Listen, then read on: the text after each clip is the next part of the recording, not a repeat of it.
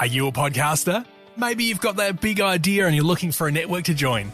The multi-award-winning Auscast network can get your content to eyes and ears all over the world.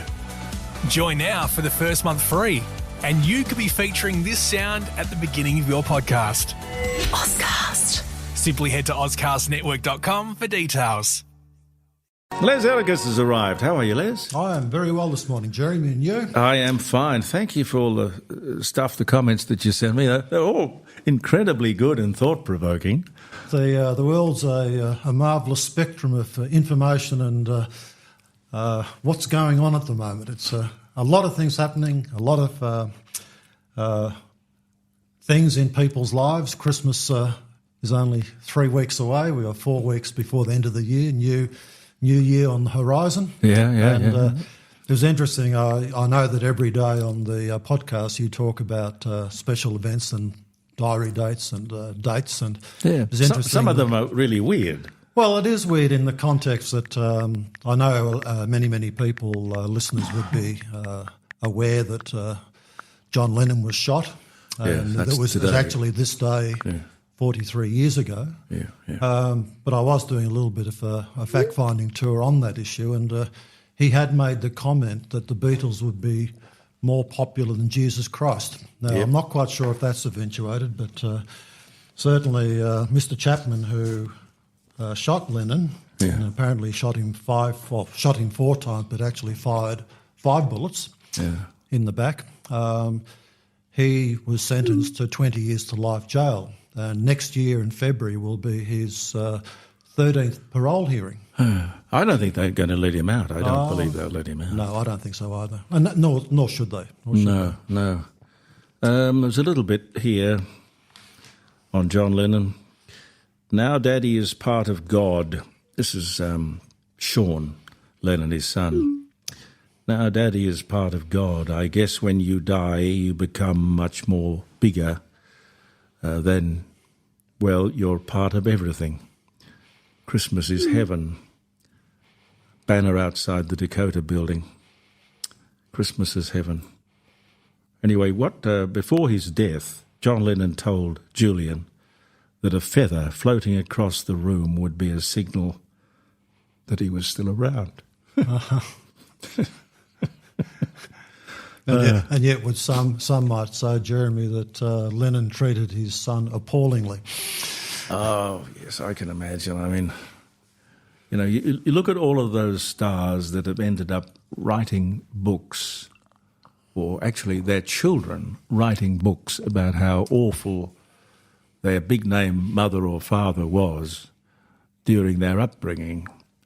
I don't know whether it's just taking advantage of dad or mum's fame, or they are really, truly resentful of being given a really probably privileged upbringing. It's a complex situation. Do you remember what was her name? Wrote the book about Joan Crawford, Mother Dearest or something? Yes. Mother Dearest, yeah. But it was interesting the other night on Sky, Marsha Hines was interviewed. And she's a delightful lady. At the age of 70, she still looks a treat. Yep. And she's just apparently released a new album and without any instrumentation. So it's just her voice, which is a remarkable feat because she has still a wonderful voice. Yeah. And you look at her exemplary life and contribution to society, and then by contrast one can say not quite the same for her daughter. Because she's not necessarily in the same stamp as the mother, and you think, what happened there? And that's often the case. I think now we have to probably be more parents now. Young parents need to be more aware of what's being, I call social engineering. Yeah. And when it's an easy concept to say that the government will offer earlier childcare so that the men and women who are the carers for their children can go to work so they can pay their bills and their mortgage and live, essentially. But the moment the government gets involved, the cost of childcare goes through the roof. Well, it becomes a taxpayer-funded exercise, and then a question that you and I and realists would always say is, where's the money going to come from? And that becomes then perpetual question of how these things are budgeted for. It's like the NDIS. How is it budgeted for? And it's not really. It's not budgeted for. It's not catered for one little bit, and it's just exploding. Well, the story that you get is so weird that they thought there would be probably 20 or 30,000 people who were severely and for their entire lifetime disabled. And that number is now 630,000. And Bill Shorten, there on television last night, making out that this was a big surprise. They had no idea. Well, they must have had an idea because the disability support pension is about the same, 640,000. Yes. And you can't tell me there ain't some double dipping going on there. Well, I look generally speaking at our society and the way government runs its part of the show versus the commercial sector. And almost currently every segment of government instrumentality that is caring for our society, whether it be early learning to aged care and anything in between, education, everything is broken. And talking about education, when the latest OECD data comes out and we find out that Australia has slipped back now for the 15th consecutive year in science, maths and reading. Yeah. And then, it wasn't that long ago that Kevin Rudd, illustrious Kevin Rudd, had the program Education Revolution. And then you say to yourself, well, hang on. What happened? How much dough was pumped into it? How much activity and energy? And what is the end result? The end result is not there. If you're on a campaign program to recruit teachers into the left-thinking fold, I mean, I would have thought that most teachers would have held Mr. Rudd in high esteem. Well, look, no doubt. I go back to this issue of social engineering. I'm a product of Monash University in Melbourne. Yeah. And, back in the 70s when I was there, when you walked through the student common grounds, you didn't have to literally have a joint in your hand and smoke the illegal drug. All you had to do was inhale because the common ground, because it was under federal jurisdiction, the state coppers couldn't come on board. Yeah. So everyone was happily smoking their pot, amongst other things, and it was just that grey-blue haze, and all you had to do was inhale and you'd be happy for it. But at that time, circa Vietnam or post-Vietnam War, there were people like Albert Langer running around the campus. They were being educated by the government, but they were rebel people. They were the fringe dwellers, and let's say politely, they were the counterculture people. Yeah. But those people then became educators within the system. And if you look at, again, under the umbrella of social engineering, when you have people who are radical or have radical ideas and then they become the educators, yes, what do you think is going to happen? I think they're just going to pass their views on to the children. It'll be indoctrination, not education. They'll come out with all these ideas, but they won't be able to read or write. Yes. Or add up. Or think, Jeremy. I think the problem is logical thinking. You've got to think. And that funnel, which is the brain that takes information in, between the lug holes, takes the information in, has to be processed. Yeah. And the clever people process information and get on with things and move forward. But if you don't process and you take things for granted, it's like the Minderoo Foundation, which Jay Weatherall is their, I think, PR director, run by Twiggy, part of Twiggy's operation, that their slogan is, and it's being advertised fairly frequently now, going back to this childcare concept, thrive by 3. Thrive by 3. Which is the slogan, but that's the concept that let's have the kids into early education at the age of 3 years old. Yeah. I immediately say you're taking the kids away from their parents. Who should be doing the educating. Who should be. Yeah. Well, should be home. And as I said to some young parents the other day, what are you doing? What are you allowing yourself to do? Already your children are in the hands of others more time than what they are in your own hands and what's going to happen. And one can now see it from a social context that You look at these kids around Australia who are protesting for pro-Palestine, and you say to yourself, what's in their mind and what knowledge do they have? What knowledge of history, what concepts are they being led by the nose? Who is pushing all this, and where are we going to end up? And it's almost, I don't want to say it necessarily, but it's almost like creating a Hitler Youth and a concept and a theme that Jews, Israelis, they're bad people and we need to get them. And that's the attitude they have, because you listen to their slogans, they're very nasty hate speech slogans. Yeah. And what are the cops and the government doing about it? A great deal of nothing. I mean, our Attorney General, Richard Dreyfuss, is a Jew, but he hates Israel.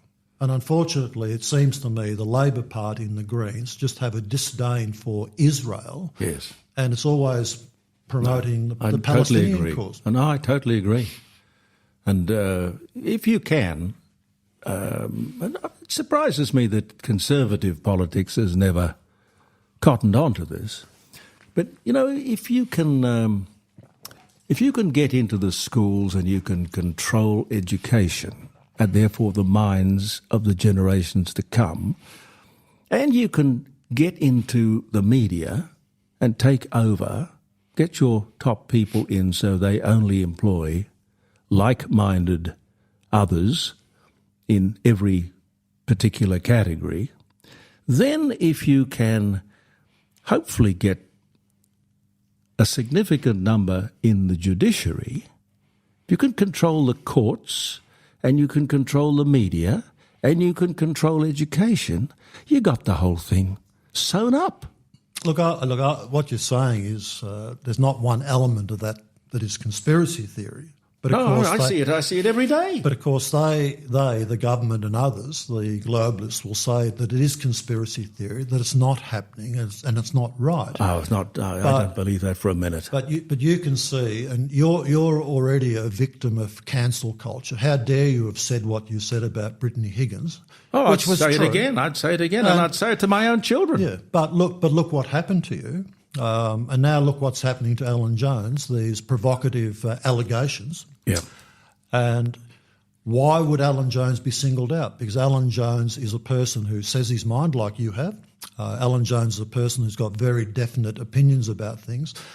And Alan Jones with his very definite opinions, is counter to the narrative that wants that they... Mm-hmm. Well, let's say they will remain anonymous, but it's counter to what they want to be heard by the public. So it's the cancel culture. And I notice, interestingly enough, that the new word for this is disfavoured people. So, Jeremy, you're a disfavoured person. Doesn't surprise me. And I'll take that. And you don't care either, because you'll continue to be a disfavoured person. Yeah. No, I think we need disfavoured people. But what they have to do with Alan Jones, he has a fantastic intellect. Now, they can't demolish him with a counter-argument. Because what he is saying, and I'll play a piece of Alan Jones. I don't know where he was. I think he was at a rally, and this little piece somehow got onto his television program, I think it was last week. And I think it is the most effective demolition of the climate warriors and their arguments and their slogans. He just takes them apart. Now, I can clearly understand that they've got to get rid of this man. They can't argue with him, so they have to destroy him. Now, I don't believe that they're going to be able to do it, but I think it's sad to watch. But we've seen that with Pauline Hanson, a former fish and chip proprietor. Yeah. Who nothing wrong with selling fish and chips. Well, noble undertaking and very much appreciated by the Australian public. And I think she would, through that experience, know a little bit more about business and economics than a lot of those people sitting around her in Parliament. But my comment, Jeremy, about Pauline is that she very, very unadulteratedly says what she thinks, but she also says what most of us think, but generally are too frightened to say it because we'll get bashed for it. We must not be frightened, because if enough of us stand up and argue with them, they're probably cowards and will go away. Yes.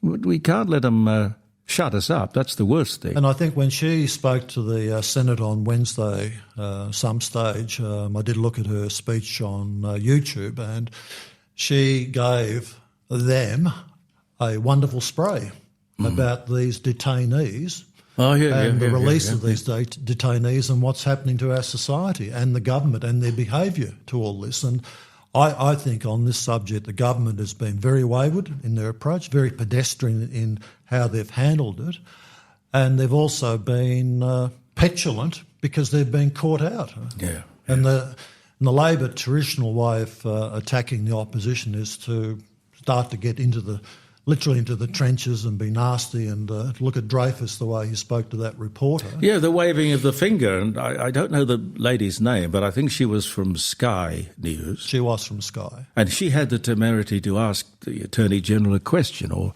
follow-up question. He was having none of it. Doesn't he realise that was why he was there?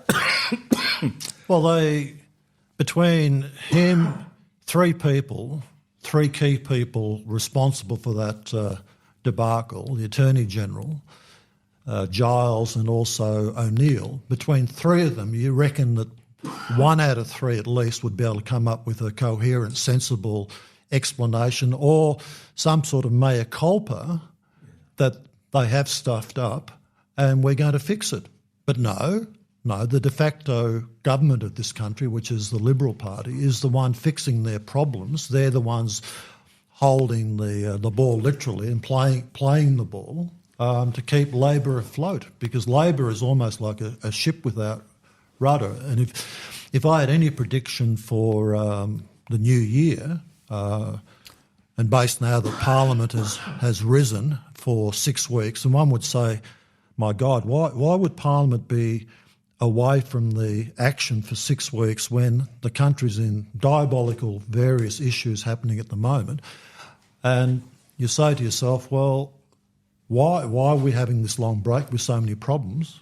Why can't we remedy the situation and fix it? But I think they'll just self-destruct is one of my predictions for the new year. They will just get themselves more and more into the mire of problems. They won't be able to resolve them. They haven't got I don't think on that front bench there's the intellectual capacity to run finance, immigration, all the various issues that we need to resolve. It's frightening to think how badly our education system is when one has to say the data is there. Why are we so far down the scale, 15 years of decline, and on one of the subjects, I think we're 79th on the planet. So we as a country, we thought we were smart people. But we're actually educating. Well, I'm not sure what we're educating. Well, I mean, we're indoctrinating and we're skipping the education. We're more interested in having their hearts and minds. Well, I think the educators are very interested in less contact hours with the children, more remuneration, and where do we do this? So where's in a commercial context, any of us know that an investment into the future has to be accounted for and monitored. What I loved about that OECD snapshot of global education was, and you could almost predict it, that we were going backwards, like our productivity, which has been going back for 40 years, they tell me. But anyway, the one that is way up there, number one, is Singapore. Singapore. You know, and we've got people in this country who would criticise that place for being a police state, but, you know, they have a vision of the world and themselves in it, and they have discipline.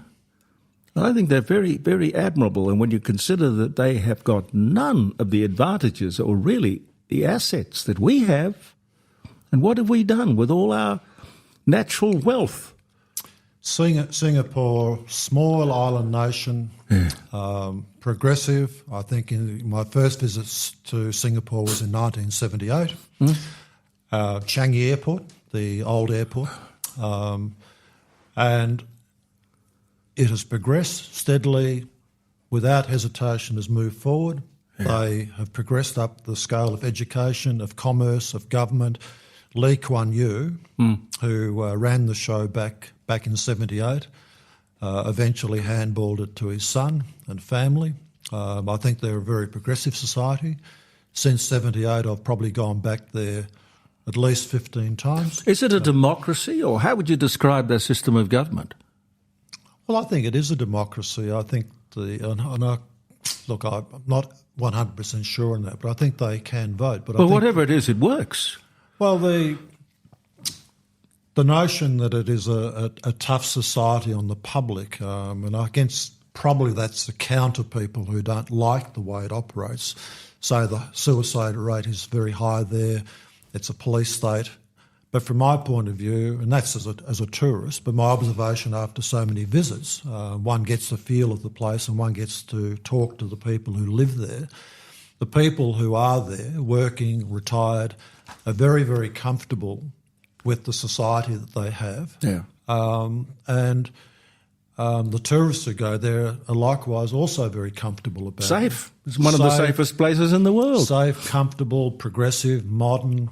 The things that you need are at your fingertips. Yeah. They understand how to move people through airports. They understand the road system. They seem to understand the issues that make people click and make people feel good about themselves. Yeah, they don't seem to do this business that we do and pride ourselves on doing it, this democratic business where we take one step forward and then we take two steps back and then we take a step forward and then we hesitate and then take another two back.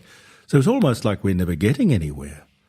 Well, look, I think a key driver of people, all of us, is that we have to principally have this good feeling about ourselves, good feeling about our family, good feeling about our community.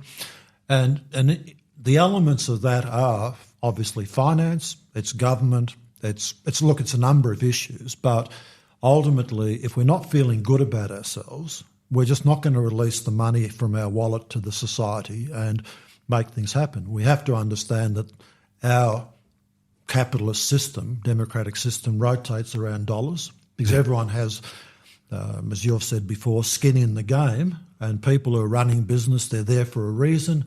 We've got retail shops now with their stocks, their inventory ready to be sold for Christmas. You got the food organisations getting their Christmas hams and crayfish, everything else ready. There's an expectation that the rotation, the move off that is that the consumer will come in, buy the produce, money will be made, money's banked, money's reinvested. It's a circle of life. People are employed. And people are happy. And my feeling is at the moment, not a great number of people are feeling greatly happy about themselves or their families because everyone's getting squeezed into the narrow neck of the funnel. The social pressures, the disruption. We've just had this massive disruption, which we're supposed to be a happy, peace-loving community.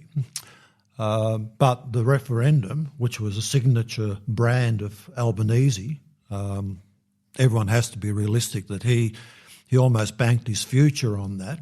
And I think he felt it was going to be a lay-down misère that he would win the referendum. Now, that's been run and lost, but the division and the angst and the issues that have percolated from that are still alive and well, and people aren't feeling good about that at all. People certainly aren't feeling at all happy about Welcome to Country, which I believe has been overdone to the nth degree. I mean, everywhere you go, it's Welcome to Country, and people are just sick of it, Jeremy. I mean, two councils in Adelaide have said no to that. Playford and I think the out near Jamestown, whatever that council is called. One of the Adelaide Hills councils. Yeah. And I think that's a good move. Look, I don't hesitate for one moment that we recognise our Indigenous population. We will do everything we need to do to help them.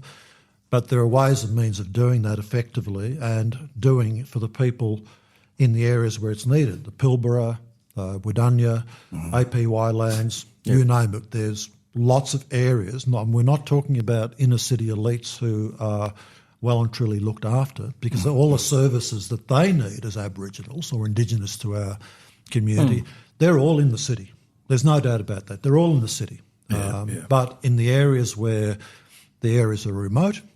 They're the places where the services need to happen. And our Indigenous Affairs Minister, Linda Burney, I mean, you would think after towards $1 billion worth of government taxpayer-funded and commercial contribution for promoting the yes vote, after all that, you would think that by now the government would have some sort of concrete plan or some sort of roadmap to say to us, okay, well, the voice, okay, well, it's done, dusted, but this is plan B. Now, I haven't heard one word. No. And Linda Burney, one could say, is almost another one of the people on the front bench who've gone missing. And you say, why haven't we got plan B? Particularly when they were catastrophising, which really should be the word of the year, catastrophising as to what would happen if the referendum didn't get up. We would have public international ridicule. We would be in all sorts of trouble in terms of reputation. None of that happened. All of the things that they threatened us with never materialised, and they have to accept the will and judgment of the people. But, gee whiz, you'd have thought Anthony's political antenna would have been a bit better, that he should have seen over the horizon what was coming. He must have been told and advised that this is not something that you want to go out there and die in a ditch over. But, you know, he obviously is a man who has a particular conviction in that department. I have a belief, Jeremy, that Anthony Albanese is a person who seldom holds up the mirror and looks at himself. A Prime Minister who now is being ridiculed through the media. I mean, the poster I brought in today was an old poster from the federal election campaign of May last year, and it was a Liberal campaign poster here in Adelaide, which is authorised by Sasha Meldrum, and the slogan is, "It won't be easy under Albanese." Well, how right were they? How right were they? Because it is not easy under Albanese, and for a Prime Minister who now is ridiculed, is now commonly referred to as someone missing in action, as some of his front bench people are, who are supposed to be guiding us and leading us. We are this ship without the rudder. If it weren't for the Liberal Party having a go to keep the oars in the water and paddling forward, we'd say, well, what is going on? What is going on? And I think he needs to have a lot of self-reflection. If they're ever going to get themselves back on track and be viable for the next election, a lot of self-analysis from him and the entire front bench. Because their performance has been absolutely appalling. Well, we had John Quirk in the studio, sitting right where you're sitting. He's an old-fashioned Labor man. He was here with us last Friday, and he said that he doubted if the Labor Party could win the next election, but they might be in a situation where they have a minority government. But gee whiz, it's all their own doing. Oh, look, it's self-induced. Self-induced. I mean, any of the areas you look at, you have to analyse and say, why fundamentally did it fail? Why has this whole detainee issue failed? But don't you think it's part of the ideology? They're ideologically predisposed, if you like, to welcoming boat people of the left, and you see it even in England today. Doesn't matter what you put up, and you try to sort of keep your borders safe and you keep your country safe. People of the other side of politics will say, oh, no, bro, open the gates, no problems here. So you've got, cost of living problems, and that's all, in my opinion, about the cost of electricity, which is multiplied through everything we do, and that's because of the ideological pursuit of renewables. And we, of course, had the voice, which was an ideological pursuit. So it doesn't seem to me that they're terribly practical. They don't sort of sit down and say, well, hang on, what is really best? What should we do? What should we have as goals? What are the threats and what are the opportunities and stuff like that? No, it's just ideology. I've never believed in anything, apart from perhaps free enterprise, or that the world doesn't owe me a living. But, to die in a ditch over something just because... it's in the manifesto. It's important. Well, look, I think some of that is it's like blood pumping in the veins. It's hard to get rid of. And Never thought about it like that. It's part of the DNA of the Labor Party. This Marxist / totalitarian type of thinking. Has that ever worked, by the way? Can you think of a left-wing Marxist, Leninist regime anywhere in the world that hasn't brought misery and death? I can't recall a society where it has worked over a longer period of time. And even if you look at China's embraced commercialism. Oh, yeah. They've embraced the free enterprise system. They know what it's about to make a buck, and they have done that effectively. Well, the Chinese are rather like that, aren't they? I mean, they're very good business people. And they're there for the long haul, Jeremy. But they're there for the long haul. But the ideology is a problem. It's like the Labor Party and the Greens just had this connection with detainees to allow this. Look, I think essentially it's human trafficking of sorts, whether it's pushed by your own government or it's pushed by foreign governments. But this human trafficking that people coming into a society like ours, our Western democratic Westminster type system society. Why would we take on 680 people from Palestine, who, the country where the average age is 19? They've had the conflict there for eons, and they're going to have baggage with them. There's no doubt about that. They're not going to have good baggage. I mean, there's good and bad baggage, but they're going to be people who fundamentally are not at all pleased about what's going on. There's a different lifestyle over there, different food, different culture. Why would we want to ship those people out of their own environment, 12,000 kilometres south? Well, why would we want to do it? Good question, but I know why they want to do it. Free houses, money in their pocket, food in their tummy. I mean, that not a bad deal. Well, it's not only that, but they're kindred spirits. They're like-minded folk in the region. Syria, Lebanon, Libya, Qatar, Egypt, all these. That's in their region. Same climate, same customs, lifestyle, behaviour. Yep. But they don't want them. Why don't they want them? The simple answer is because they know they're troublemakers. Yeah. So our government, no, and this is what Pauline Hanson said the other day. What about the public?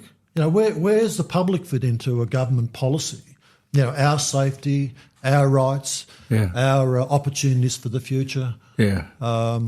What's wrong with self-interest? Exactly. If you work out first of all what is good for your people and your country. And then fit that in with what international demands may be made upon you. But overall, I think they all should have to take a pledge when they enter Parliament to just simply do no harm. Do no harm. Now, I can't see why that isn't the fundamental thing. Should be an overriding principle that guides them. And look, talking about the region that we just did, the Sudan, I mean, here's a subject that barely gets a mention in the press, but there's a civil military war happening in the Sudan as we speak. Yep. Started back in April of this year. There's, I believe, reports that over 12,000 people have been killed, and hardly a whisper. And the UN, useless lot of fools, like their attitude towards Israel, doesn't want to get involved. And they didn't get involved in a lot of conflicts around the planet because they've got their pet subjects. And again, that's an organisation driven by ideology and beliefs, their own beliefs, which are not generally the beliefs and ideologies of mainstream people. But we still have to pay almost $100 million a year to belong. And they'll lecture us on what we're doing with our Indigenous people. They'll lecture us on why we should be giving money to the South Pacific when we already give $2 billion. Yeah. And when there's an opportunity, Jeremy, for them to lecture us like they are at COP28, oh God, yes, and there's a good positive outcome. Not that I was all that pleased about, potentially 400,000 people landing in Dubai and having a talk fest. I mean, massive enterprise. I mean, you don't get those sort of numbers at an AFL weekend. Yet Dubai can host that. But there was a positive, I feel, that this feeling towards going nuclear. Yeah. Now, what a wonderful opportunity for Australia to get on board, because when the UN normally barks, Australia stands to heel and we do things almost immediately. Well, there's our minister, Chris Bowen. Yeah. No. I know better than everyone else. We're not going to go down that path. No. And yet that would be the logical, sensible thing to do. I think they should have stuck that question on the end of the referendum about the voice. You know, just if you're going to spend $400 million or whatever it is on a referendum, get a few things sorted and find out really what people think and what people want. Let me ask you, what are you doing for Christmas? Are you going away, or are you just going to relax? Well, I think last time I was in, I told you and the listeners that we'd just returned from Vietnam and Cambodia. Yep. So we are having a family Christmas at home. Good day. In the small family that we have. But I do have plans next year to go back to Cairns.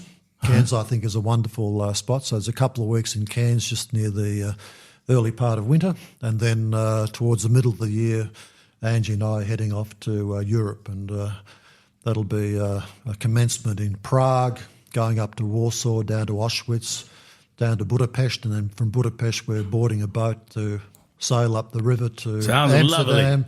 So it'll be version 3 of that one, because we've done that twice before. But a wonderful opportunity. So have some plans for the new year, and some local drives in the 4-wheel drive to get around, maybe up to the Flinders when it's a bit cooler after summer. Well, have a wonderful Christmas, and I look forward to welcoming you back here in the Court of Public Opinion next year. Appreciate the opportunity of being here, Jeremy, and I wish you and the family and the team all the best for Christmas. Bless your heart. Bless your heart. Thank you, Les. Thank you. Are you a podcaster? Maybe you've got that big idea and you're looking for a network to join. The multi-award-winning Auscast network can get your content to eyes and ears all over the world. Join now for the first month free, and you could be featuring this sound at the beginning of your podcast. Auscast. Simply head to auscastnetwork.com for details.